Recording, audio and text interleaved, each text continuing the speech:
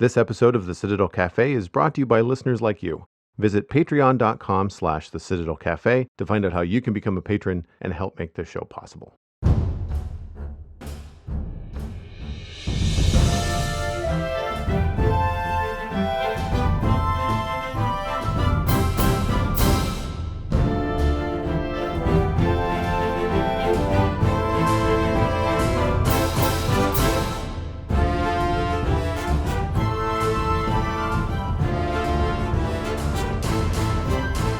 This is the Citadel Cafe, episode number 389 for Thursday, January 14th, 2021. My name is Joel Duggan, and the Citadel Cafe is where my friends and I hang out to talk about the geeky stuff that we are into. Lou Page is normally here on the second week of the month, but he is a bit busy this week, so filling in is one of my favorites. Megan Townsend is here. You can find her at Megan Townsend on all the social media that matters, including TikTok. More on that later. Hi, Megan. Hi, Joel. I won't tell anyone else, I promise, that I'm your favorite. I'll make sure it just stays just between us. Yeah, it's like that joke where it's just like, you're my favorite aunt. And then they're like, I'm your only aunt. Yes, you're my favorite female co-host. I'm your only favorite female co-host. Which is not a dig, by the way. No, That's no. not. I know. I don't mind being the only lady. Yeah, don't tell Brockett. Don't tell Brockett. Because Okay, I think Brockett thinks that he's my favorite. You know, I don't think Lou would be confused at all. But I think Brockett might think. I mean, I'm gonna dig myself into this hole eventually. But I just, it's been a minute. I think the last time you were on the show was the Holiday Roundtable, which have had actually quite a few downloads. So I'm glad that people are enjoying those episodes because I'm really proud of them. I had a lot of fun getting everybody together. I always have a great time with those. Yeah, it's really fun. I always have so much fun in them because I don't get to talk to Lou or Brockett otherwise. Yeah. Mm-hmm. So like the one time a year I actually get to talk to them, it's always such a great time, and I feel like I would like to talk to Brockett a little bit more because I feel like he and I have a lot of very similar interests in terms of the media that we both consume. Mm-hmm. So it'd just be nice to be able to have those chats more, but we're both just so busy. I love the round tables for those reasons. Yeah, that's the They're thing. so much fun. With the Discord, everybody's in there, but everybody's busy. And yes, Discord is just yet another text chat app. You know, like I enjoy it quite a bit, but it does end up being kind of like on my to-do list, you know, because it ends up being kind of work related. I remember talking with our mutual friend Cosmic in the Discord and saying like, you know, sorry I haven't been around, but like over the holidays I very much wasn't on Discord, despite the fact that it's a very social place. It's related to work for me, so I tend to like think about it like when I'm not at the computer, I'm not really on Discord very much unless there's something immediate that needs attention. On the computer I'm on all the time, sharing stuff and reading things and whatever, but yeah, it's one of those things where I want to do more of that with the Citadel Cafe going forward. That's some of the feedback that I've received. It's not like I've had a lot of people say it, but I've had enough people say it thinking like, okay, even if you're the vocal minority, there's still more people that probably want this that just haven't mentioned anything. And that people really enjoy the episodes of the Citadel Cafe where there is more than just the one co-host. And I think it just adds a different dynamic. If I can get different people in the room together, like you mentioned, like, you know, you, Brockett, and Lou, being my regular co-hosts for all of 2020, it was really cool to have all of you at the table at the same time. So that kind of stuff I had a lot of fun with it, and it's just I don't know, it's just nice to hear other voices as well. Not that I don't like hearing your voice. You have a very nice voice to listen to, by the way. I was saying that the other day. I was lurking in one of your streams, and I was just like, Joel's got such a great voice. Just a really nice voice to listen to. So, but it's nice being able to chat with you know, other people who are also part of the community, like the other hosts. Again, because we just don't get an opportunity otherwise. So it's just nice to bounce things off of, and especially be able to find out like what other people are into, because I don't go back and listen to my own episodes because I don't like to. Well, and it's sometimes I do for like, you know, if there was a particular piece of feedback, it's just like I'll just listen to it and see what I can make better. Audio quality, yeah, exactly, things like that, or like, you know, for my own self being able to you know, learn how to speak a little bit better, like to keep my thoughts more consistent. But I don't listen to a lot of podcasts otherwise. I like to make them, but I don't get a chance to actually listen to them because I'm busy, or like when I'm on my way home, I'm usually thinking about like something for a story, so I'm listening to music to kind of like foster that thought process and keep that going in my head a little bit more. So I don't often myself turn to podcasts to listen to, but I want to start doing that more this year. That's definitely something that I've put on my list of things to complete or to do this year, is just have things going in the background. So I can tell you podcasts. One of the ways that I keep up with podcasts, which makes adulting way easier, is chores. House chores, whether it's on your headphones or whether, for me, I have a little Bluetooth speaker that sits in my kitchen. I put it up on top of my fridge so it fills the kitchen with sound, and I can leave my phone somewhere away from the giant, sink full of soapy water, and just hit play on a podcast and listen for 60 minutes, 90 minutes, whatever's going on. And I'll do that while I'm cooking. I'll do that while I'll listen to a podcast when I'm eating, only because I think I spend so much time now in front of screens that I'm usually quite happy to just kind of like listen to something while I eat as opposed to watch something while I eat. Yes. Yeah. And I also found, like, just from an odd little personal note, like I've noticed some posture problems, and I'm just like, I don't remember this being an issue before. I've had computers for years. But what it is that I have this lovely, Pro tablet. It's big, but it's like small laptop, but big for a tablet. And it means that if I'm using that at the table to watch something, I'm looking down. Like I might as well be on my phone. So I've just noticed some issues like that. And I've only been using that for a year. So I can sit at the computer, no problem, because I have a very big monitor. It's 27 inches. My gaming monitor is 27 inches and on an arm, so it's quite high off the table because I'm tall. So there's no slouching involved there. And so I've been thinking, like, well, all right, well, if I'm not looking at something, if I'm just listening to something, then I can actually sit and eat and not be like bent over my plate trying to see something. I'm also concerned I need to get new glasses.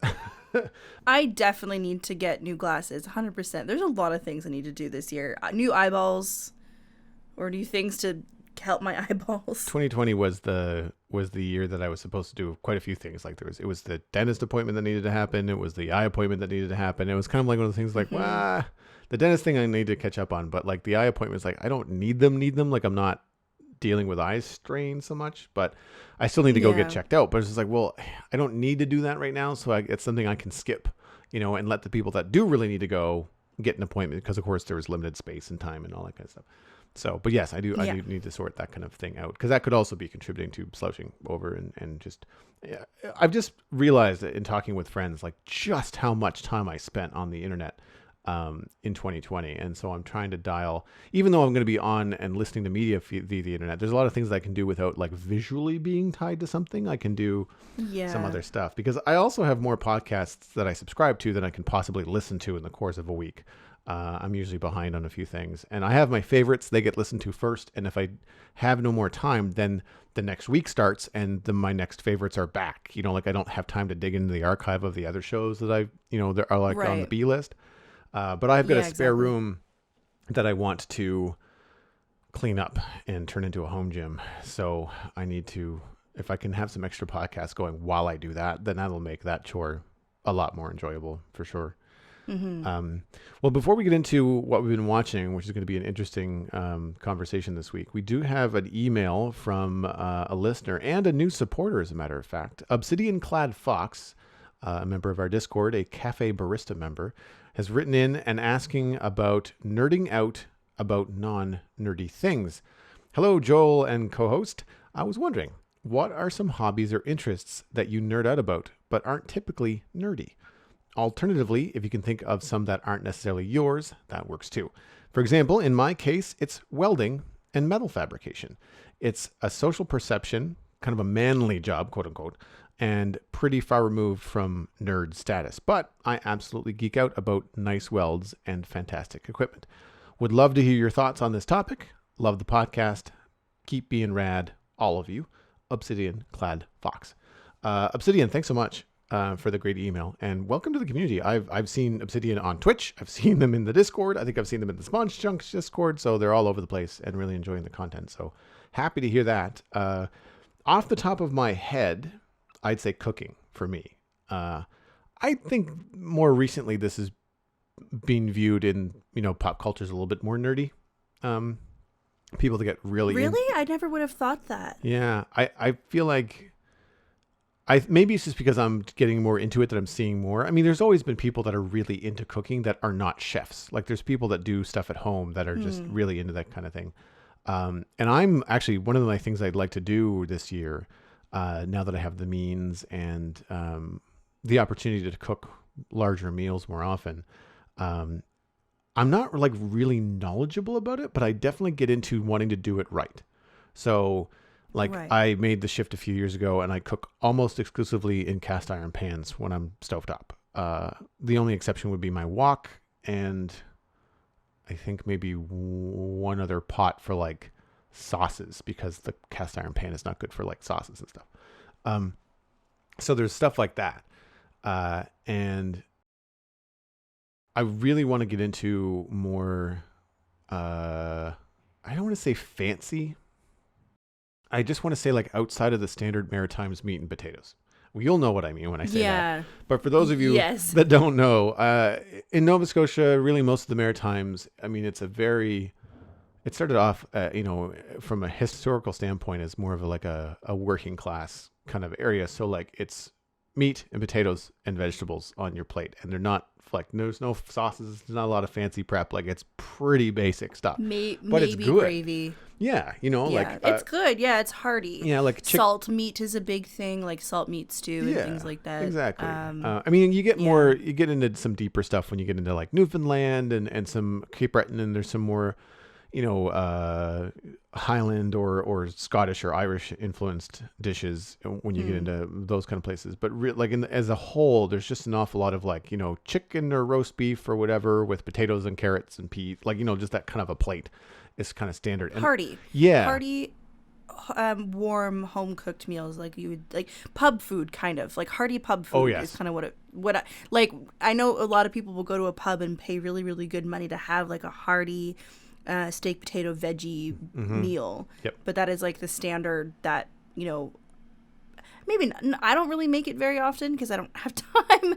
But just, when you think of like a nice hearty family meal, it's usually steak or chicken, potatoes, veggies, mashed potatoes usually, sometimes baked potatoes. Just food that makes you feel good. I do a lot of roasted potatoes. Food that'll keep you full for a long time. Yeah. Oh, yes. Roasted potatoes are very good. Yeah. My mom makes excellent roasted potatoes. Very good. I've been following my cousin and her fiance. They recently bought a house around the corner. And I don't think that I think he used to work in the food industry. I don't think he was ever a chef because I asked him and he said no.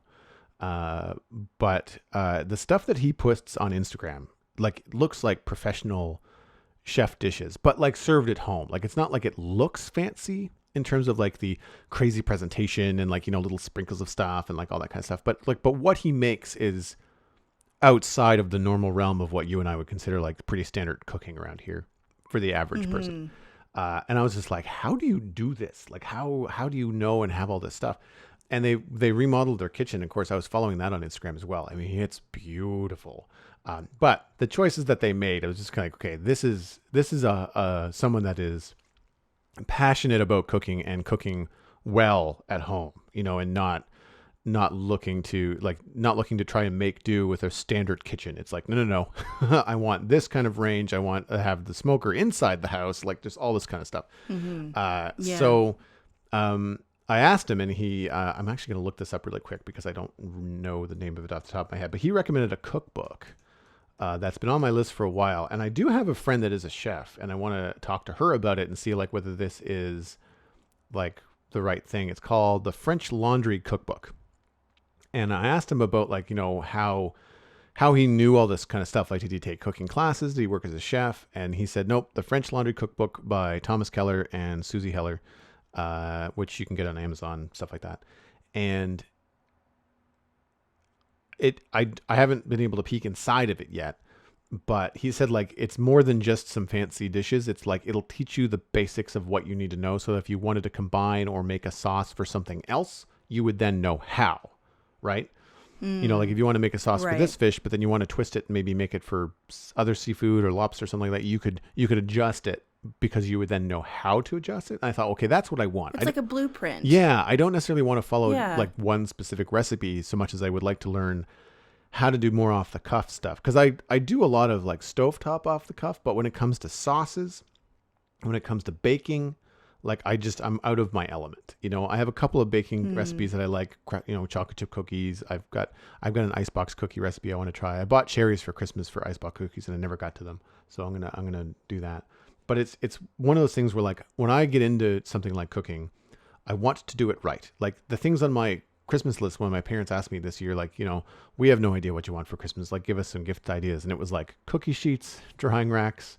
I got some very nice fish spatulas, which is a very specific thing. Oh, nice. Cute. But cute. I like fish and I really enjoy fish and I can do really good breaded fish in this cast iron pan. But you know what's a real pain in the butt is trying to flip a 9-inch long fish fillet with a 4-inch long spatula. Like, it's very difficult. Yep. If you care about at least a little bit of presentation when you put it on a plate and have it not be in like 4 pieces, then you want to do it that way. And so that's what I did. I got these really nice spatulas for my dad. And so that sort of stuff, I nerd out in that way, and that I don't just want to make do. I want to do it right. And a lot of times I don't try new stuff because when I see a recipe, they're like, oh, you need a something juicer or a, you know, this kind of a special pan. I'm just like, don't have that. You know, it's why I don't bake fancy stuff. Well, one, because I'd be 4,000 pounds, but because I would just eat it all. But like, you know, it's why I don't make a cheesecake, because I don't have like a cheesecake pan. They require a special thing, like with a, you know, thing around the edge and like all this kind of stuff. Like a latch. Yeah, precisely. It's why I don't decorate things, because like I don't have fancy icing stuff. I mean, I spread icing with a knife.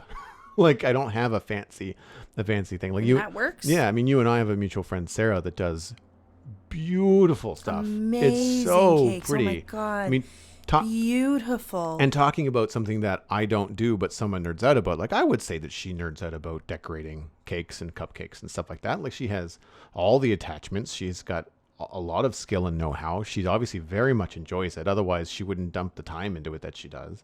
And she gets a lot out of doing it for people, I think, because I often see it on Instagram as like a gift or like someone's birthday or something.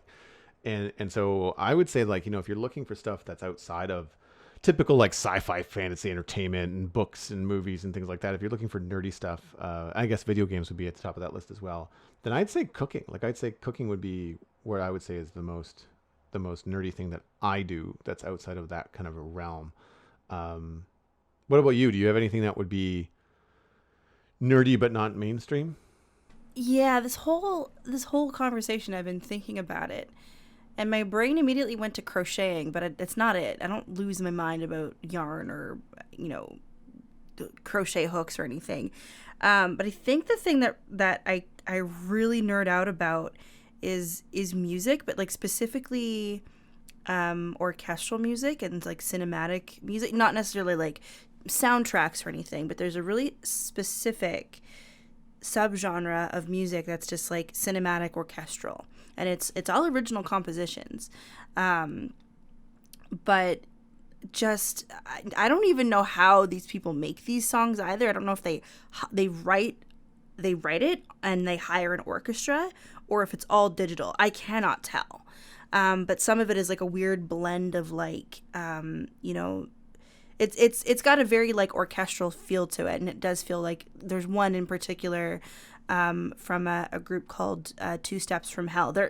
There's a couple songs that I'm sure people would know of them. Like if they would hear it, they'd be like, oh, okay, I know exactly where that's from.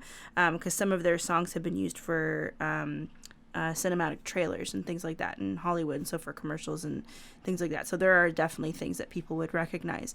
But they have one called Impossible, and there's like a choir.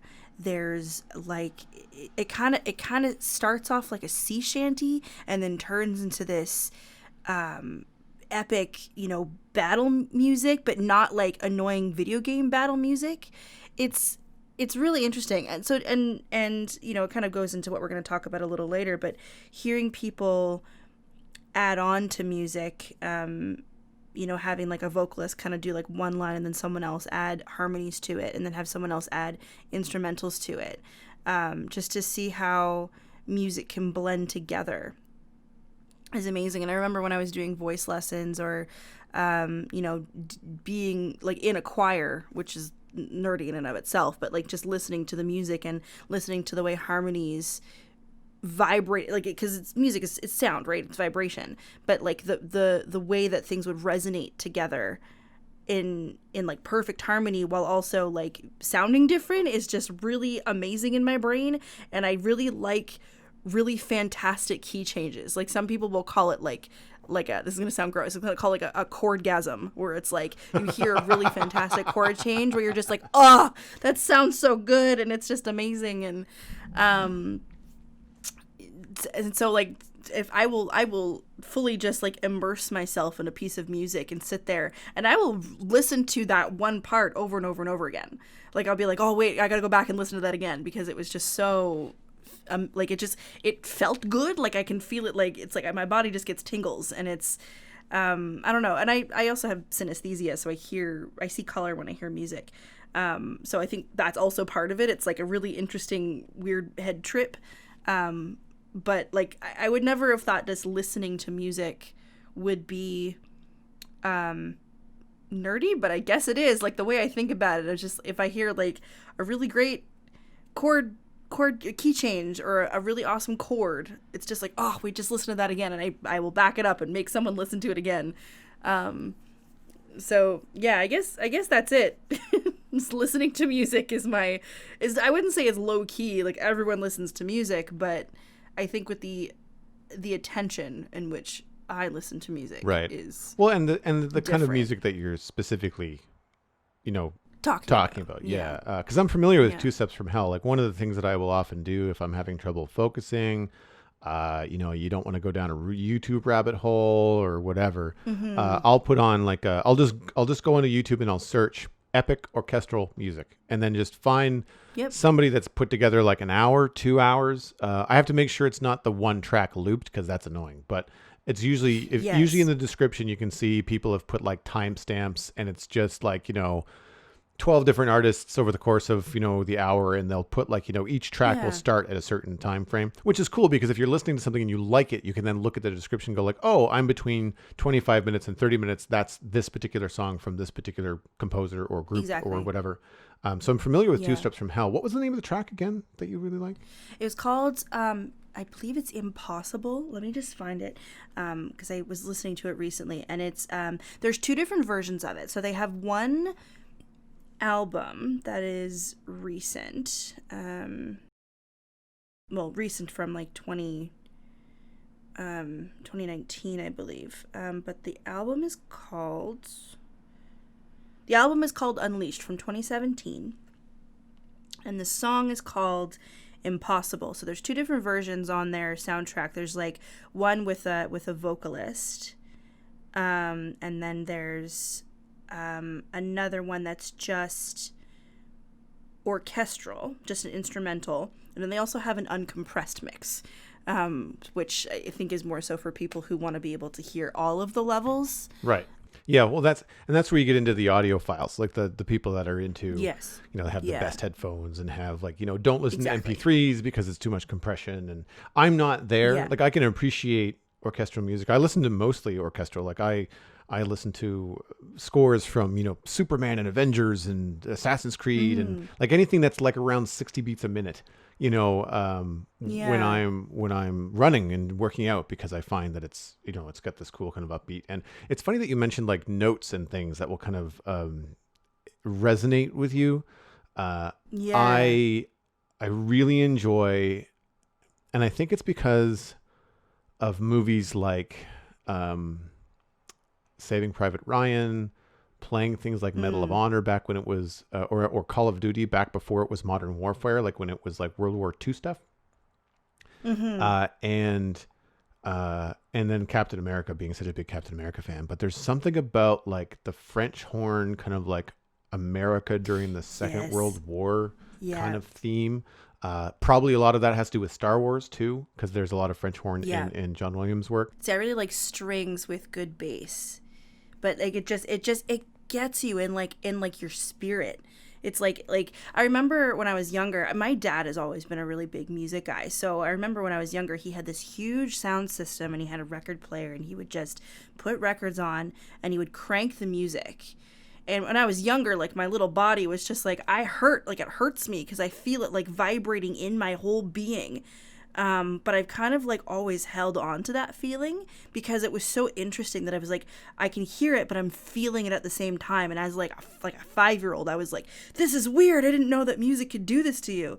And that's kind of when I figured out that I had synesthesia and it kind of, I realized what it was called, but I was like, does not everyone see color when they hear music? They don't. That was like, what are you talking about?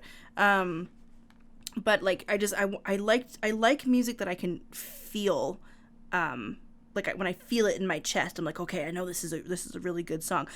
Weirdly enough, the soundtrack from the first Transformers movie is one of my favorites. Like I remember watching the movie and being like, man, I really like this music. And then I did the same thing. I just need to focus and work on something. So I just listened to cinematic orchestral music on a playlist. And I was like, what's the song from it? It kind of struck, it was like, I remembered it, but I couldn't place where it was from. But it sounded so powerful in like a really understated way. I don't know. It starts off very soft and it builds, but it's very melodic, which is not typically a thing that I hear a lot in Hollywood films. Like they all have very, very, specific beats, but they didn't have a beat to it. It was just very melodic. And when I figured out it was from Transformers, I was just like, what do you mean? This is beautiful. But I also really like the music from Skyrim as well, like specifically the town's music. A lot of them are just very soft and melodic, and they help you focus better. Apparently it's scientifically proven that if you want to focus, just listen to video game soundtracks when you're traveling, because they're designed to help you focus and move forward, like to just keep going. That's how games keep you playing for long periods of time, because the music. Nice. It's like a weird psychological trick. Yeah, I really like the Transformers soundtrack as well. As much crap as I will throw at the Michael Bay films, the soundtracks to those they're actually really good. So good. That's not anything to do with Michael Bay though. That's the composer. No, that's the composer. I get that. Yeah. I keep that separate personally. Be like, Michael Bay sucks. Composer's spot on. Michael something. I can't remember how to pronounce their last name. No, sorry. Steve Jablonski, I think, is the composer. Yes. Yeah. I'm thinking of Michael. I think it's Giacchino or Guacchino. I can't remember how to pronounce his name, but he's got some other stuff that's out there too, and I'm trying to remember what he's done. But it's similar to Transformers. But I listen to so many, and then I associate the track with like whatever imagery is happening in my head, as I'm like tearing around downtown Dartmouth on a run or whatever. Most of it recently has been from the Marvel films, but I've got some classical stuff in there from older films. And I really like the music to the Batman Arkham series as well. That's got some cool. Yeah, that's got a good soundtrack. Like too. Specifically for me, when you're working out, it's less like the creepy kind of like top of the city stuff, and more like when you dive into fist fights with 5 guys at once. It's that track, like that kind of like, some sort of like really aggressive march at like 60 or 70, 60 beats a minute kind of thing, which just really kind of has you pounding and get your heart racing and stuff like that. So. Well, speaking of music, this is actually something that brought me into what I wanted to talk about this week. I really haven't watched a lot of stuff. I've been very busy after the holidays getting back into work stuff, which is fine. I enjoy working and whatnot. But the entrepreneurial guilt has meant some extra work hours to kind of make up for taking some holiday time. However, I found a sea shanty on Twitter, and the video was linked from TikTok. And I guess we'll say, avoided TikTok until now. And for no other reason other than just people that I trust in media were talking about it. And what I was seeing on other platforms like Instagram was mostly like TikTok dances, and I don't care. However, this one sea shanty, which was a combination of, I want to say it was Nathan. I had the link open, but it was playing auto video and stuff on it, so I'll have to be careful here. It was, who was the original dude? I want to say it's this one. Luke the Voice? No, Luke the Voice is the guy that did the there's Natty Dread and There's so many people. It's so hard to keep track of what's going on. So it wasn't Natty Dread. She's one of the people that I do follow. Anyway, I'll have to look it up and I'll mention it in a bit. But at any rate, it's a single. Luke the Voice was the guy that did this second video. So he did a duet with the original singer who is Irish. And Luke the Voice is like this 19-year-old guy from, I want to say, Pennsylvania.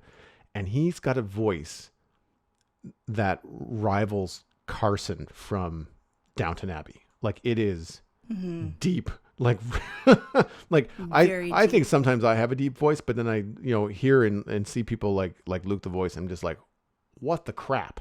I can't believe that comes out of a human. So he did this bass track to, or I guess a deep bass track to this sea shanty, and blew my mind. I was like, what am I just listening to? So I sent it to my friend Chad, who is into music, playing music now and appreciates this kind of stuff. And then I went on and thought, like, maybe I'll check out TikTok and see what's going on. Well, that's basically what I've been doing when I have like a half an hour before bed to kind of watch something and I want to de-work, like I want to just rid my brain of the day and just kind of relax for a bit. I've been exploring TikTok. Yeah. And in part, you mentioned it, I think, in our holiday roundtable that you're on TikTok. And that was new because you weren't on the platform before. I'm on the platform, but I haven't posted anything. I've just mostly been watching and liking and, trying to find people to follow. Been a bit of a struggle at first because, like I said, there was a lot of like TikTok dances, and I wasn't interested in that. But through liking really certain people and I chose like music. I don't think I probably chose art, music, art, comedy, and food were my interests when TikTok says like, what are you interested in, to kind of like kick off your feed. But so far, I'm really enjoying it. It's silly. Like, don't get me wrong. Like, it's social media fluff. I don't want to say it's crap because it's not, but it's definitely light, short. I think that's probably one of the things I like about it, is that it's such a short consumer thing. Like, it's a minute long max most of the time. And, I've just really been enjoying exploring it, but I know that you're on it. So like, what, well, first of all, like, if people wanted to follow you on TikTok, where can they go? Oh, Megan Townsend. Okay, that's what I thought. Everywhere. I wanted to double check. Yeah, I'm trying to keep things consistent across all platforms to make it easy. So, I mean, not to sound like an old man, but like, from your greater experience than mine, like, what is TikTok, at least for you? Like, what do you get out of it? Well, so I really liked Vine a lot, and I miss Vine a lot sometimes. Just a lot of the little jokey snippets of comedy were great, and like, to this day I still will quote some Vines, and they're just kind of part of my own cultural zeitgeist. So when TikTok kind of first became a thing, I remember someone saying, man, I feel like a lot of the people have moved from Vine, moved over to TikTok, and like some of these videos have a lot of Vine energy. So just like the wacky internet weirdness was kind of what drew me in. But, sometimes it was people giving information about something, like, here's a fun fact for you. And it was like, oh, that's kind of interesting. And as you just sort of fall down a rabbit hole of fun information. And then it sort of spawned into a lot of art. So there's some cosplayers and LARPers that I follow. I don't really cosplay at all anymore. It's just a lot of, there's really nothing that I've really wanted to make. I still would, time permitting, but just no one's doing anything right now because of COVID. But it was really interesting to watch people get together and like make stories, like, or make projects together from all around the world and just put it on TikTok in like a minute long format, because the makeup and the costumes and the production that some people put into their content is incredible. So it was more just like, wow, like really like inspirational in the terms of like, you have literally nothing, but you are a one person movie studio. You're doing all the sound editing, you're doing all the video editing, you're doing all the color correcting by yourself, and basically making 1 minute long short films, which is really cool. So that's something that I'd like to look at doing at some point. Maybe not with the same level of production, but maybe more like little stories. Some people will put little vlogs. They'll just have videos of their cats. Like, I don't know. It's my TikTok For You page is very wide and varied, because, you know, whatever. I think the algorithm is just like, what do you like, woman? Because we don't know.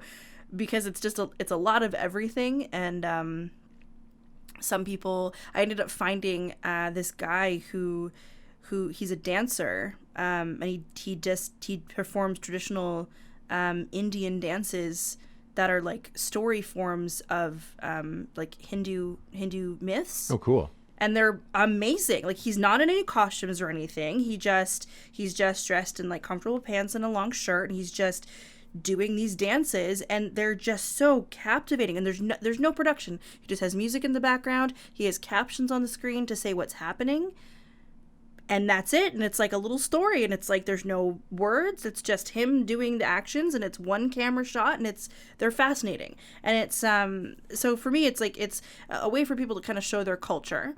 A lot of small businesses will use it. I've seen a lot of artists post their stuff on there, so they kind of show like a production, like a like the process. They'll kind of do like a little you know, sketch, and then erase the sketch, and the full image is underneath, and it's beautiful. So like it's usually digital art that happens. And then some people will do makeup, and some people will tell stories, and some people will tell ghost stories, and there's some people who will do you know, fun weird history facts. There's one video that I think is amazing, and it's this girl basically paraphrasing a very modern style conversation between ancient Greece and ancient Egypt, and how, like, you know, it's just really funny. Hey, ancient Greece had this whole recipe of like fire that could burn on water, and it was so hot that water couldn't put it out. And Egypt was like, oh, hey, there's this civilization that I do frequent trades with, and I'm the only one who knows its location. So let's just not write any of it down, and just it'll be really funny for the future people trying to find this information. It was just the way it was done was very, very hilarious. And then like she makes a joke about the Library of Alexandria, and like I really like ancient history, so this was like, I know about this, and this is funny, but it's also making me upset because this is information that people have been trying to find for a long time. And I don't know, it's really hard to quantify what is TikTok and what I get out of it, because I think it depends on the day. Some days it's music, and a lot of musicians have managed to have their whole careers blow up because the song just got really popular. You know, now it's on the radio because, like, you know, someone liked this tune and they promoted it enough, and they're like, hey, here's the full version on Spotify, and people are just like, great, I'll play this. And now radio stations have got a hold of it, and some people will post you know, I don't know, it's such a wide range of things, but it's so interesting to see how people can take, because your videos have to be you can either choose if you want to do like a 15-second video or a 60-second video. So you have between 15 seconds and a minute to get your point across on something. And the way that some people can do that is incredible. Now you get some people who ramble a lot because they're trying to talk so fast and get all the information to fit in a minute. So you're just like, I don't know what you said.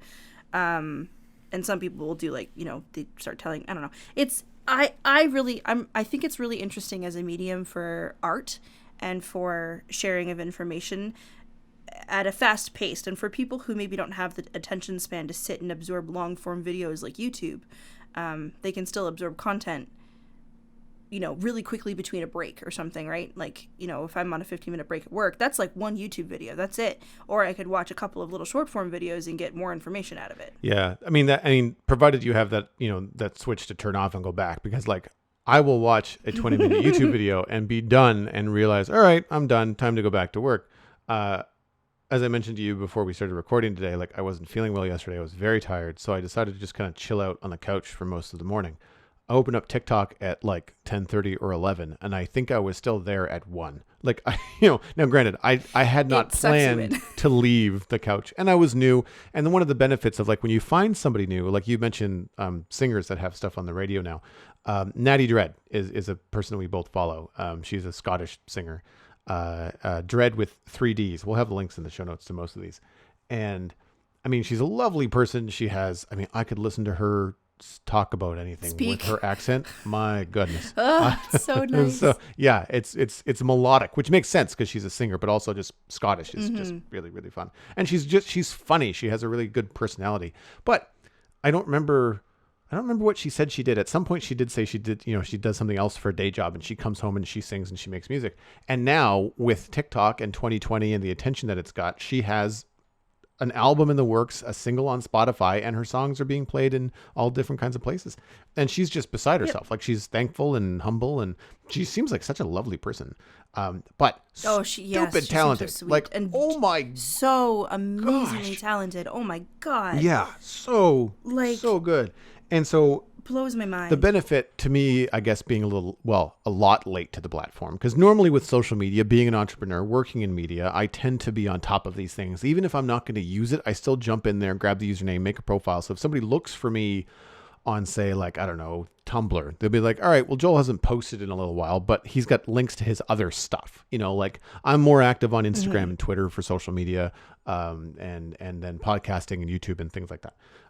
Twitch would be, I'd say, probably my most active platform. But that's not social media. That's a streaming platform. I would categorize that differently. But when I'm late to the platform, I can find someone like Natty Dread and be like, oh, I want to know more about this person. Well, I can watch 61-minute videos that are a combination of what she's doing with her music, some classical, sea shanties, which seem to be really big right now on TikTok, and some Scottish folk songs, and then some modern pop stuff, and some how her Christmas went, like in a very short amount of time, without watching like 2 or 3 videos, because everybody's new on the platform. There's so much content that when you find somebody that's new and popular, generally they've been doing this for about a year, which means that there's an awful lot that you can watch and kind of get to know a TikToker, I guess is what they call themselves. But I also find that there's this, and this is probably like an age thing, or just an internet culture thing, but very often, even if they're being silly, like even if it's a fun, jovial thing and not something serious, because of the selfie cam culture and how people make TikToks, I often feel like I'm too close to someone that I don't know. I'm not sure if you've ever picked up on this, but like, even if it's someone being really goofy and saying like, oh my God, like I just had this, like really embarrassing moment where like I just got back from the dentist and like I went to go on this date with a guy and I drooled all over, like I took a glass of water and I just spilled it all over myself. Like, it's a funny story, but there's just something really odd about being like about a foot from someone that I only associate with like a partner. That's, like I don't even stand that close to friends most of the time. And so I find that kind of strange. And one of the things that I've been battling is like, if I'm going to be on here and I'm thinking like, okay, well, now that I know I enjoy consuming content, can I contribute anything? Is there anything that I would like to share? If I did, like, I'm not a big selfie guy. Well, for 2 reasons. One, I just don't particularly enjoy it, but also I'm not in the habit of it, but the selfie cam on my phone is broken. Like it's just not good. It has like a white haze on it right now, and there's nothing I can do about it. I've inquired about it. I've looked into it. It's just I'd have to replace the whole phone. So it's like, all right, well, I don't have a selfie phone. So whenever I take a selfie, I have to use the other side of the phone. So the few times that I've taken a hiking picture with me in it or something like that, I basically have to have like, giant, extendo arms, and I'm doing it blind. I can't see what I'm taking a photo of. So it's kind of like, just get as much in the shot as you can, and then I'll crop it later. But I'm just not, I don't have a face cam when I stream on Twitch for a number of reasons. I often find them quite distracting. And in Minecraft, I don't want to cover up the screen. Like, I just don't want to cover up what I'm doing creatively with just a video of me basically not moving. I don't feel I do anything interesting when I'm gaming. I'm sitting there very still, probably with a dumb look on my face, focusing on what I'm doing on Minecraft. So I don't think that necessarily adds to the experience. If I was playing things like horror games or games that were going to make me jump out of my chair, then sure. I could see something like Among Us, where I might add a webcam to the stream, because that would be kind of fun, because it's an interactive thing. There's people, there's fun drama that you just can't predict, like there's that unpredictability, I think, is where webcams, face cams on streams come in. And so that's where I look at TikTok and it's like, I don't have anything to say. I don't I don't have anything to contribute in that way. And I'd have to do this whole production of like filming it separately, watching it back to make sure I was in the shot. Like all that kind of stuff would be really difficult. Yeah. And so I'm not quite sure yet. Now I do art, I do, podcast stuff. I do other things that could be kind of a fun thing to do on TikTok, but I just don't really know, if that would be a good way to do it. TikTok has really amazing discoverability. Mm-hmm. In a weird way. Like, I don't know how, I'm really trying to figure out how the algorithm works.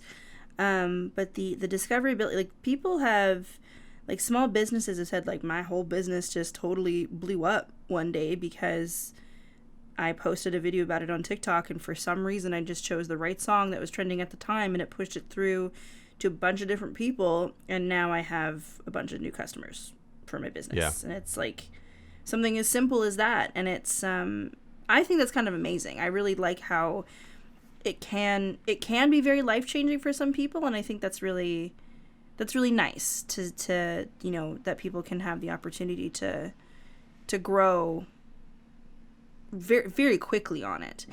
And it doesn't, I mean, there are, some issues with the platform. I do think it is a little bit discriminatory against, like it has been proven that the algorithm does favor young white faces. Yeah, I could see that. So there's a lot of people who are, kind of shoved into the background, but that's entirely its own issue.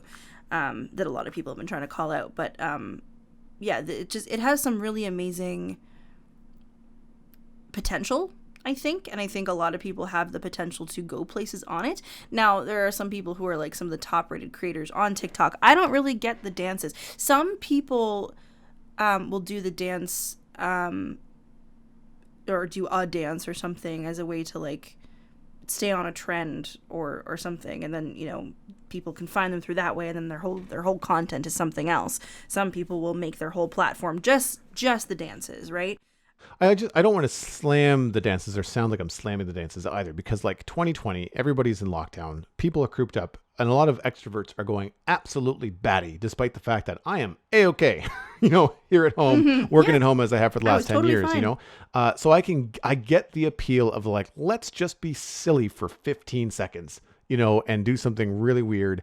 And in some cases, like there are people that are obviously really good dancers, and so they're putting really professional kind of like, they can do this dance very, very well. Like or just stuff that I would never think about that was just ridiculous. I saw, again, I don't follow these people, but I saw one particular girl. She started off this dance and she had on a hoodie or a jacket, and she did some sort of kick move where she put her foot up her back underneath the jacket. And then when she did like a karate kick off to the side, the jacket, which she was wearing, came off and flew off camera. And I was just like, okay, I think I know exactly what that you're was talking sick. about. Like, I don't dance at all. And I was just like, that was the coolest thing I've seen all day.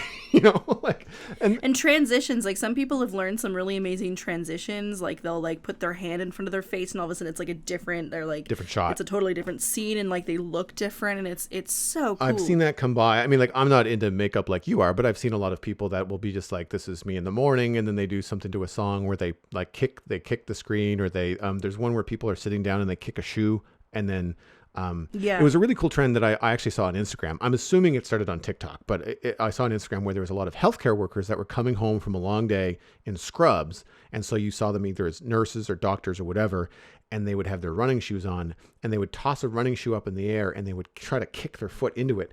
And then it would cut as soon as the foot hit the shoe, it would cut to them in evening wear, whether that's a guy in a suit or a woman. Very often it was a woman in like a nice dress, she'd done her hair, it's just kind of like reminding everybody that, the people that are on the front lines during COVID-19 are people too, and have to let their hair down. Yeah. And it was just really cool because it also generated a lot of support and attention to frontline workers, which is, needed. And so I thought like that kind of stuff is really cool.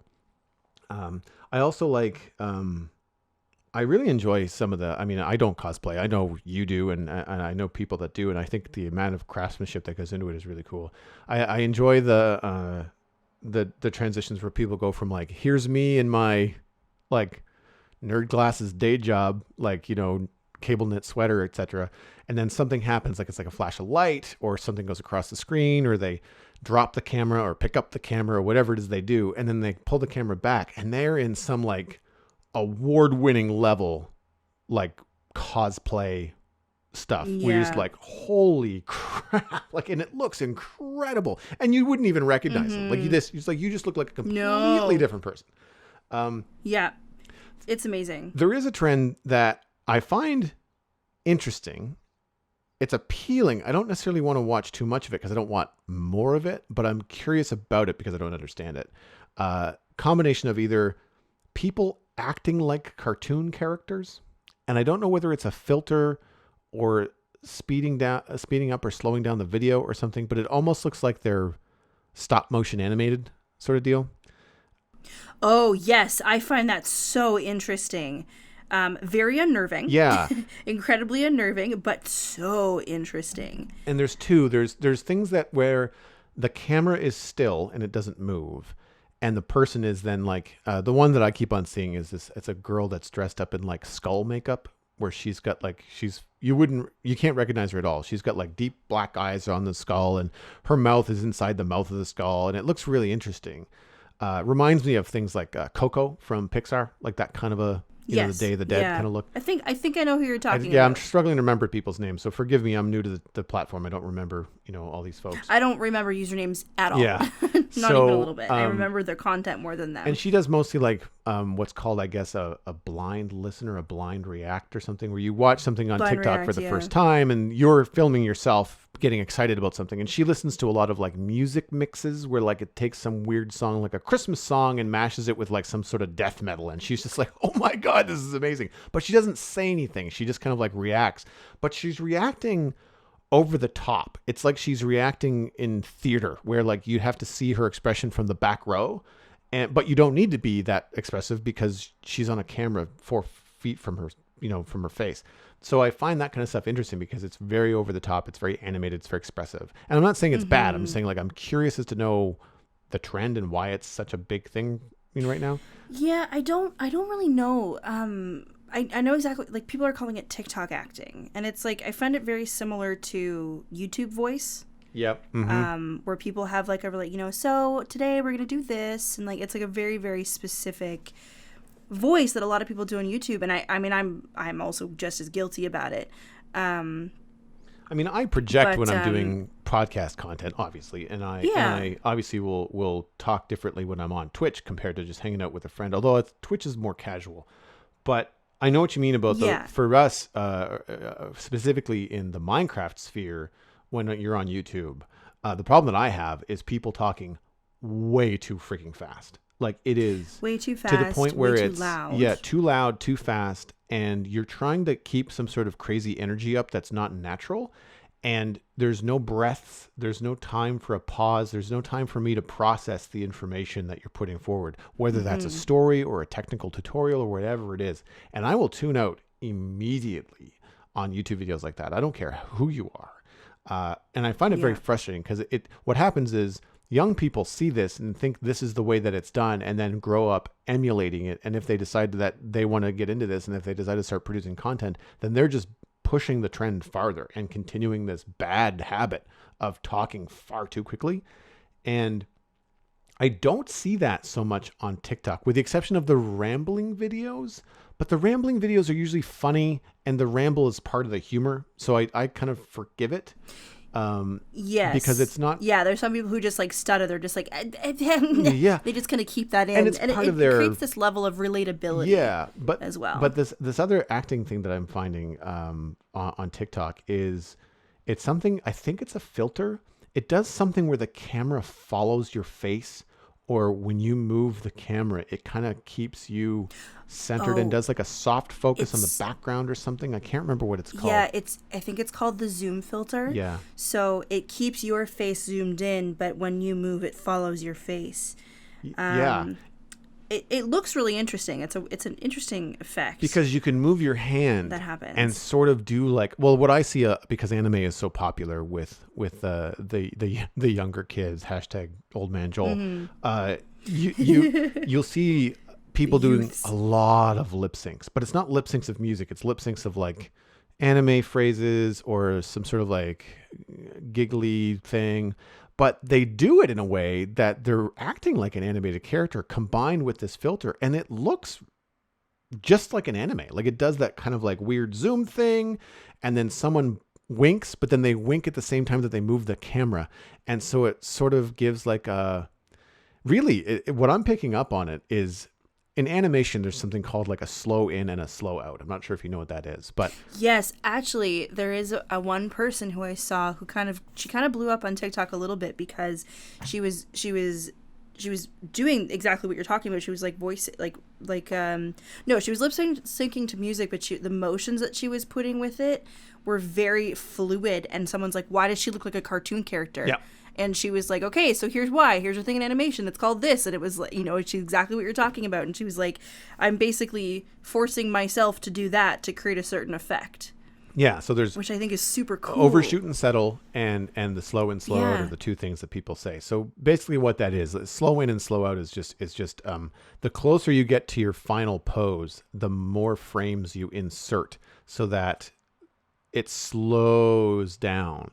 An example would be like if you dropped a basketball on the ground, if you held it straight out and you dropped it down, the ball would drop quickly, but when it came back up at the top of its peak, like at that second bounce, like when it comes back up to about your chest level, it slows down as gravity takes over, right? And then it hangs for just a second before it goes down. And in animation, you exaggerate that. Like you can actually defy gravity in animation and make it look like the ball kind of like thinks about going back down. And that's where you get like personality. But then you translate that animation and that technique from a ball to a character, like to a living, breathing, thinking being. And you can really kind of like make things look fluid and fun and punchy and just kind of add an artistic take on what is, an interpretation of real life motion.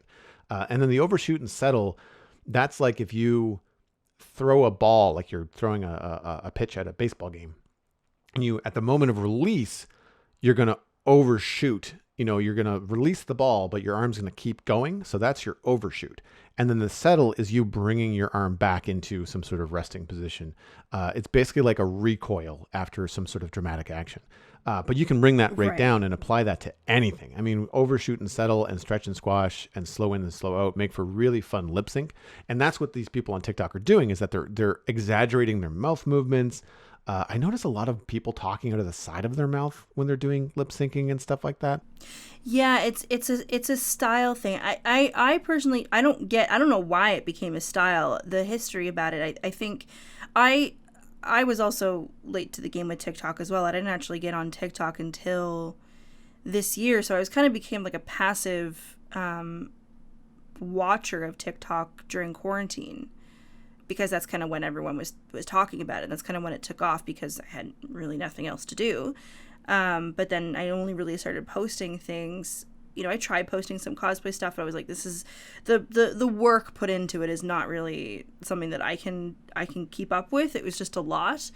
So I was like, no, that's not for me at all. I love watching it. And for the people who can do it, amazing. For those people who are just like driven to make content, all the power to them, because I just do not have the physical energy to do it.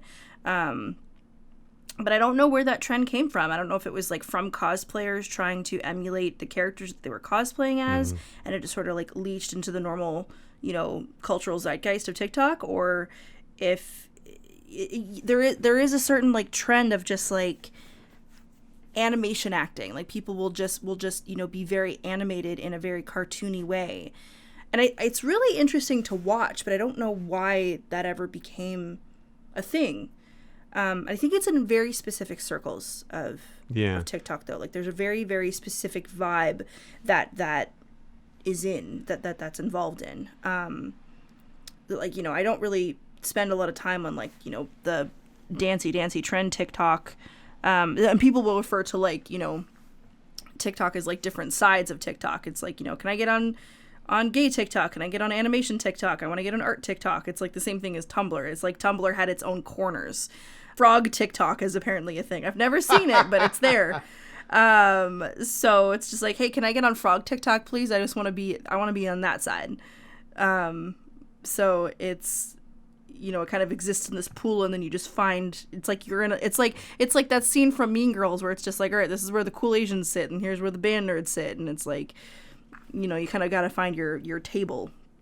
And then if you're like me, you just sit at a bunch of tables. So, and that I think is like the mark of a social media platform that is quite successful and definitely going to be around for a little bit, is that when it starts to have its own subculture, right? There's TikTok, but then there's all these subcultures within TikTok. And I think that's a really good sign of something sticking around for a while. And one of the reasons why it's gotten my attention, because it's no longer just like, oh, that's a new thing. I just don't have time to check it out. And now like a combination of this, like the social curiosity, the entrepreneur in me, like looking at it and thinking like, okay, is this something that I really should be on? Like, am I missing out on some opportunities here to bring more eyeballs onto the other things that I do? It's one of the mistakes that I made. I shouldn't say mistakes. It's one of the downsides of 2020 for me, in that I was focusing so much on Twitch, which worked. It grew. It's what I wanted to do.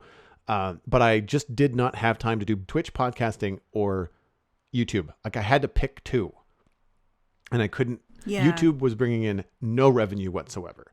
And so Twitch and podcasting is what I focus on successfully. And I'm quite happy about that. But YouTube has, as you mentioned about TikTok, such a high discoverability that I really needed to start putting in at least a minimal effort on YouTube to have something updated like monthly, like anything, just on the off chance that algorithm puts one of my Twitch, VODs in the eyeballs of somebody. I don't necessarily care about monetizing YouTube. I hear so many nightmares from people when YouTube changes their policy and stuff. I find that while, yes, the same kind of changes can happen on Twitch, a lot of my support on Twitch is from individuals as opposed to advertising. And so there's more control over that, in that I have direct contact with those people, as opposed to YouTube, where I don't have direct contact with advertisers.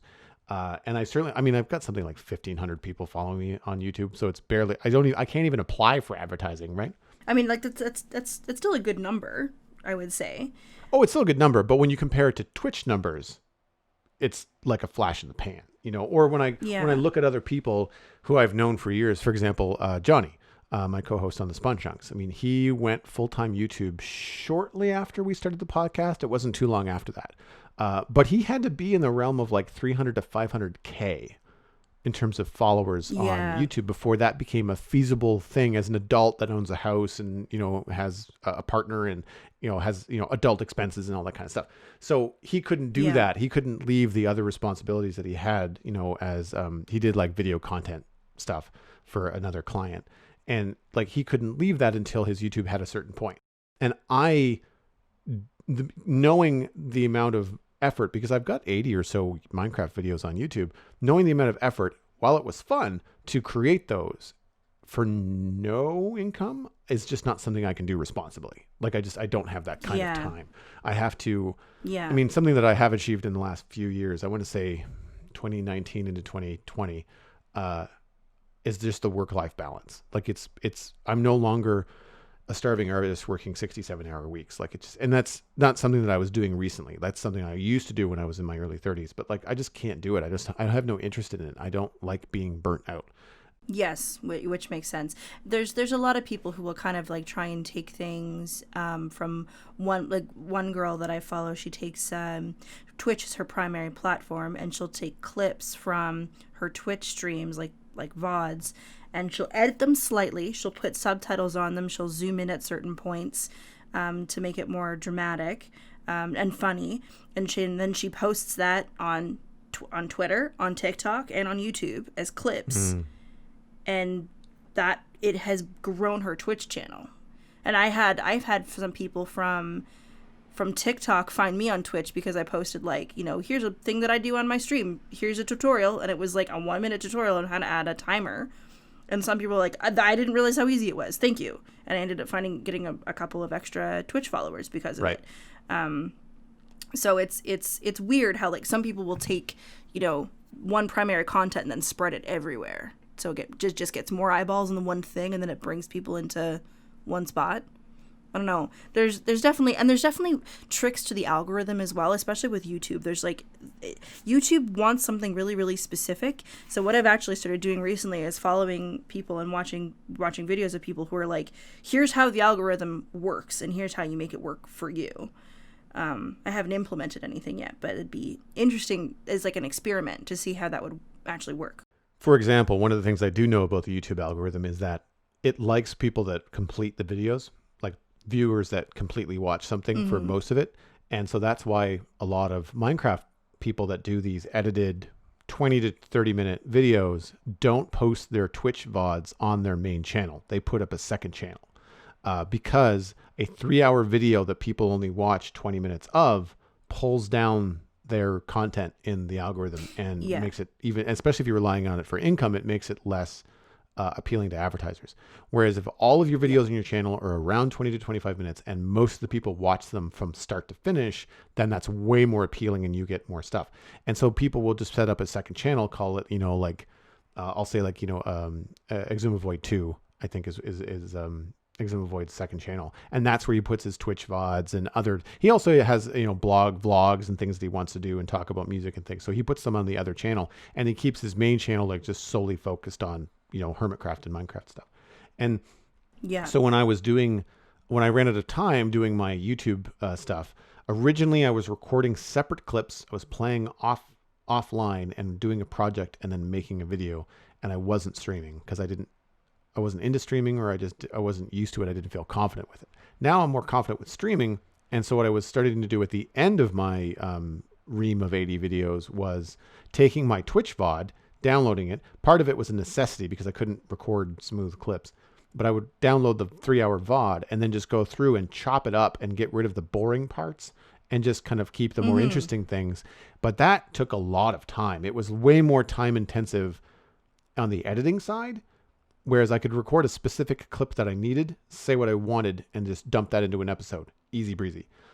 With the clips, I kind of had to like fast forward or like find a place and kind of like figure out what to do and how to transition and stuff like that. So it was less recording time because I could stream and record at the same time, and then just chop up the VOD. The plan now is to do the same thing. I've downloaded some VODs. I'm getting ready to chop them up. Actually, it's something I need to do today. But I'm not going to edit out the boring parts. My YouTube is just such a small fish right now. It's kind of cool that I get to experiment with it. I'm not beholden to anything precious. So I can say like, look, I'm just going to cut out the coffee breaks and any kind of moment I step away from the computer, but everything else is going to be real time. I get a fair amount of compliments on my Twitch channel for being pretty chill, and I mean, as you mentioned earlier, and thank you again, easy to listen to. But then also people really enjoy hanging out for the stream because a lot of the YouTube stuff is so fast paced. And you've got this person that spent 8 hours building this thing and they cut away and cut back to it and it's done. And they'll explain kind of what they did or get you a start. But it's like, some people want to see the process. Like I like watching the process of a drawing coming together as much as I like seeing the end product. Right. And so I'm just going to chop up the videos without any, they're all going to be around the same length, but I'm just going to go through and chop up the VODs and be just like, okay, it starts here, it ends there. No, the project is not done, but this, you'll very clearly see like it'll be, Stonebridge Part 1, Stonebridge Part 2. And I'm just going to release those as like half an hour YouTube videos or 25 minutes or whatever I think is the best suited for that particular thing. I'm not going to worry about where it ends. I'm just going to fade to black and say continue to the next video. Because I need those discoverability and people eyeballs, love series though too. Yeah. There's like a series, you can put that into a playlist, and then people love to see progress. Yeah, exactly. Like if they're, a lot of the things that I've actually followed people for is progress on house renovations, because like at the height of the pandemic, a lot of old Victorian houses were going for next to nothing, like so cheap in New England and things like that, and so people were buying Victorian houses and they were like, here's a tour, here's what we're going to do, and here's a time lapse of us doing a renovation of one part of our house, follow to see the rest of it. And it's like, yeah, I will follow to see the rest of that, because I love to see projects being completed. There's like this sense of completion that I find really satisfying, and I think those are awesome. and so stuff like that with Minecraft. Like I loved watching, you know, when I was actually consuming a lot more Minecraft videos at one point in time, very, very early on in me watching YouTube. It was, you know, someone was, you know, all right, here's part 1 of this, and it's just like, well, I want to see I want to see how this works out. I want to see how this happens. So I'm going to follow so I can, you know, be aware of when the next part goes up, so I can figure out, okay, yes, I get to see the next part and I get to see the progression. And then some people at the end will like take it and like, you know, do a time lapse of it or something, or they'll be like, here's how it started and here's how it's going or something. But series like that do very well. So before we wrap up this whole TikTok conversation, who are you following? Like who are some of your favorite creators on TikTok that we can maybe recommend for people? Well, Natty Dread, which we've talked about before. Yep. She's wonderful. And I know in the pre-show I said something else, but there's a gentleman named, hang on a second, I actually brought up his name, so I could remember to tell you, Johnny Stewart Bass. So he's also a Scottish singer. I was confusing him and Luke the Voice. Luke the Voice is from the States. But Johnny Stewart Bass, Jonny Stewart Bass. He I'll put him in the show notes. He added to one of Natty's songs, and then from there I discovered Cullen Vance Music, who plays Celtic music with Celtic instruments, and he added to that even further. So it basically made this whole, you know, trio project with this one tiny little song that Natty had posted it once before. So the 3 of them are amazing. I also really like What About Bunny. So What About Bunny is it's a project that this dog mom has, and she has a dog named Bunny. Bunny is like some kind of like doodle, like labradoodle or something. She's some kind of like she's curly hair, like short curly soft hair dog, and she's so cute. She's big and she's boofy and she's just so precious. But what they've done is they're teaching her how to use a soundboard. So they give her various buttons to press on to kind of convey thoughts and feelings. So she's a professional conversationalist who's working with a few scientists and speech therapists to test dogs' abilities to understand human speech and their ability to have conversations and how much they actually do understand. So she's like, it's like speaking with a toddler, because they have very, very simple concepts of language, but they do understand it. And it's getting to the point where Bunny is learning enough about language that, you know, she chooses buttons and she's actually crafting sentences and asking very deep questions sometimes. Like one of the most deep ones, she was figuring out time, and she was like, yesterday soon or something. And her mom was like, no, yesterday was earlier, tomorrow soon, because it was nighttime. And she was like, okay. And then the next day she was like, tomorrow now. And she's like, yes, tomorrow now. So it's very, very simple language concepts, but like Bunny is like choosing buttons, and she knows where each of her buttons are, and she's trying to figure out what they mean. And it's really interesting to see the process of her figuring out language. And, you know, and she'll use it to ask for things. She'll be like, I'm mad. And she'll like, why are you mad? Or she'll be like, Mom, ouch, paw. And, you know, she'll realize, oh, there's something stuck in between the pads of your paws and it's hurting you. So it's just otherwise, you know, dogs are just kind of, you know, spacing. You're just like, what's the matter? And they're just trying to get your attention. They don't know how to tell you what's going on. So this was like a test to see how well dogs can communicate. And it's fascinating. It's so interesting. But Bunny is also just a very cute dog to watch. And to see her thought processes is really great. And those are the major ones that stand out. That I look for. I look for their videos in particular. But I follow a lot of people, more so for support. I follow a lot of Twitch streamers on there, and artists and things like that. So no one I can really name off the top of my head, but if I think of more, I'll definitely add them or link to them on Twitter or something.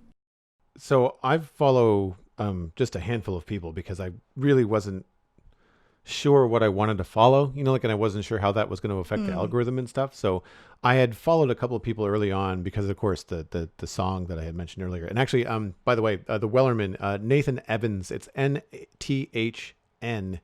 EVNSS is his handle, but I'll have a link in the show notes to the proper credit for the original sea shanty that I was talking about earlier. So I follow him, follow Luke the Voice, and I follow Natty Dread just for the music stuff. Sad Pappy, sad_PAPI is a guy that I follow that does cooking. I don't know how I found him. I think it just kind of threw me in front of his feed, and I thought, this guy's got a fun personality. He's young. He does some really cool dishes. It seems very accessible. He doesn't give you proportions, but he just kind of says like, salt, pepper, this, that, and just it's all kind of quickly cut together because it's only a minute long.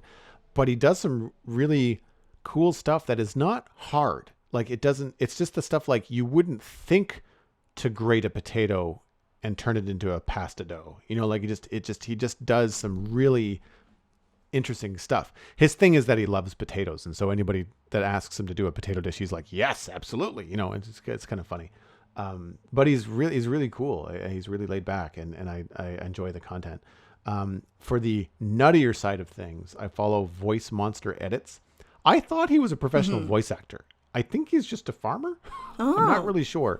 Okay. Colin Metzger is his name. He sounds like the voice of any like devil or demon that you might have heard in like a cartoon on Cartoon Network or something. I think it might be his natural speaking voice. I think he just kind of has this like bombastic kind of like radio style voice. But then of course he puts on the language that he uses, and when he hams it up, it kind of amps it up to that next level. I think if he was just talking to his mom on the phone, he wouldn't quite sound just like this, but he's not like making his voice deep by like on purpose. It's probably his natural speaking voice has got this like deep buzz to it. He is loony. Like it is some funny stuff. He really kind of goes over the top on his videos. And normally I don't get into this kind of thing, but there's just something very earnest about his comedy. And it's not awkward comedy, which I don't like. So it was kind of a breath of fresh air. And then this other guy that I follow, which you would think would be the last person on earth that I would follow, the Bearded Gunsmith. A guy from the US, he's got a beard. He describes himself as quote unquote, that chubby bearded guy on TikTok, occasionally funny. He's actually quite funny.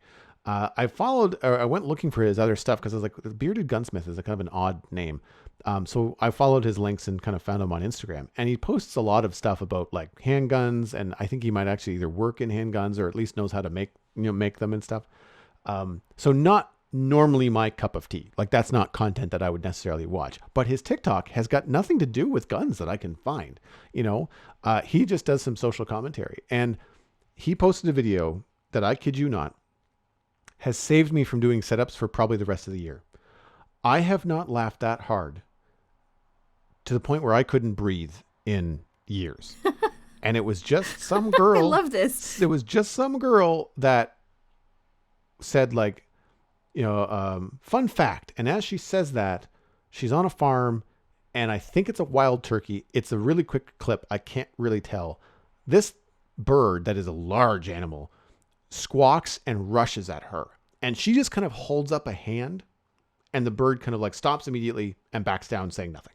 Like nothing, just complete diffusing the situation. I know exactly what you're talking about. And so then the Bearded Gunsmith comes on and is like, so we're not going to talk about the fact that she just used the force to stop a thunder turkey. And I lost my shit. Like I was not ready for it. I had no idea what I just watched, but I lost my mind. And I've watched a couple of his other videos, and they're kind of quippy and funny and calm. He's very chill, which I like. So I gave him a follow, and I really enjoy that kind of stuff. And this is the kind of thing that's kind of new and fun and exploratory for me on TikTok. But that's it. Like that's the entire list of people that I follow, because I've been on the platform for 24 hours. So I'm looking forward to more. And we actually have a couple of things that we can share, or at least one that we can share as our Internet Minute this week. If you are curious about supporting the Citadel Cafe, we are entirely supported by you. There are no ads, either in the feed or in the live show. I don't read any ads because I don't particularly like that kind of thing, but we get support from our listeners. So if you go to patreon.com/the Citadel Cafe, you can sign up to become a member. You get access to the Discord channel, which actually shares the Discord with my personal Patreon as well as my Twitch channel. So there's about 100 people in there talking about everything from food to Minecraft to video games to books. There's a spoiler channel for people that want to talk about the latest stuff, but you can avoid it if you don't want to get spoiled. There's all kinds of great content there. Really wonderful, welcoming community. I can't thank the people that are involved enough because it self-governs. Like there's always a nice, pleasant conversation happening somewhere. And I've really, really grown to enjoy the time in the Discord when I have time to hang out there. So check out patreon.com/the Citadel Cafe if you'd like to become a member. Patreon count is at 20.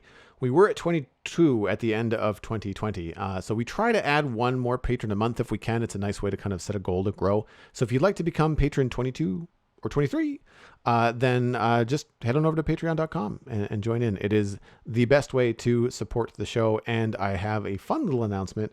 Between the financial support of the podcast and the support on Twitch over the holidays, I was able to order a new microphone. So the support goes right back into the podcast and people end up with a better audio experience. I'm able to create more because I don't have to move the mic around the studio every time I do something. So there's a lot of really cool stuff happening behind the scenes, and it is because of you folks. And Megan, you have, surprise, surprise, a TikTok pic. I do. I do. I feel like it felt appropriate for this conversation. But this is, I believe I follow her. This is another person I just couldn't think of earlier. Her name is Harpist Katie, and she does harp covers of a lot of different songs, but in particular, this one she did was a cover of Through the Fire and Flames from Dragon Force, or by Dragon Force. And anyone who knows that song knows that it's the hardest song on Guitar Hero. And it usually is at the very end, like once you like beat the campaign of Guitar Hero, it's that last one that plays. And it's long, and it's dramatic, and it's really difficult. But she does a harp cover of it, and it sounds amazing. Like, incredible. And what I want, really badly, is for Cullen Vance Music and Harpist Katie to come together and write a Celtic cover of that song, because I think it would sound so cool. But I highly recommend, I recommend all of her videos anyway, because she's really an amazing musician. But I can tell that she's working on it, so it's not like a perfect cover of it. There is, she does say, she's like, there was a string twang that she doesn't really like. I think it adds something kind of cool to it personally, but I'm also not a harpist and not sure how things should sound. But it's very cool. It's very, very interesting to see how people will break down songs and make it work for a particular instrument. I don't know. I like it. Well, that wraps up this episode of the Citadel Cafe. You can get more information about the show and links to some of the things that Megan and I talked about this week at thecitadelcafe.com. Music for the show was composed by Kevin MacLeod. You can email us at thecitadelcafe@gmail.com. Find the show by name on Twitter. Subscribe for free on iTunes, Google Podcasts, Stitcher, Spotify, YouTube, really wherever you can find a podcast. Word of mouth, however, is the easiest way to support the show. Just tell a friend about the Citadel Cafe and where they can go to listen to it. My name is Joel Duggan. You can find everything I'm doing online, including my illustration and design portfolio at joelduggan.com. You can also listen to my other podcasts all about Minecraft at thespawnchunks.com, and follow me at Joel Duggan on social media and Joel Duggan on Twitch, where I've been playing Minecraft and Oxygen Not Included. That continues this week. Megan, where can people find you online?